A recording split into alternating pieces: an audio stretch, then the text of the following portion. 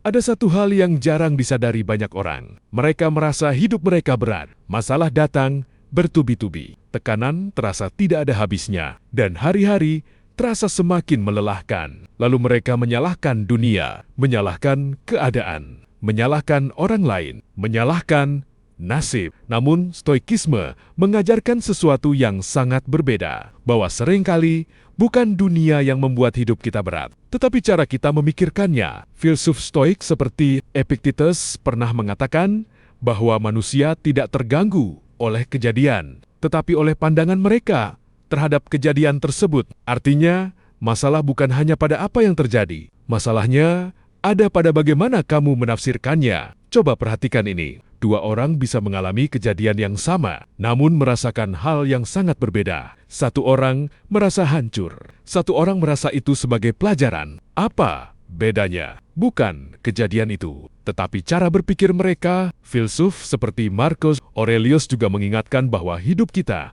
adalah hasil dari pikiran kita. Jika pikiran kita dipenuhi dengan ketakutan, maka hidup akan terasa menakutkan. Jika pikiran kita dipenuhi dengan keluhan, maka hidup akan terasa penuh beban. Dan jika pikiran kita dipenuhi dengan kekuatan, maka hidup akan terasa lebih ringan. Ada satu kesalahan besar yang sering dilakukan banyak orang. Mereka mencoba mengubah dunia, tanpa pernah mencoba mengubah cara berpikir mereka. Padahal, dunia tidak selalu bisa dikendalikan. Masalah akan tetap datang. Orang lain akan tetap berperilaku di luar harapan kita. Keadaan tidak selalu berjalan sesuai rencana. Namun, ada satu hal yang selalu bisa kamu kendalikan. Pikiranmu sendiri. Stoikisme tidak mengajarkan kita untuk menghindari masalah, tetapi mengajarkan kita untuk menghadapi masalah dengan cara yang berbeda. Bukan dengan panik, bukan dengan emosi berlebihan, tetapi dengan ketenangan dan kejelasan. Ada satu kebiasaan kecil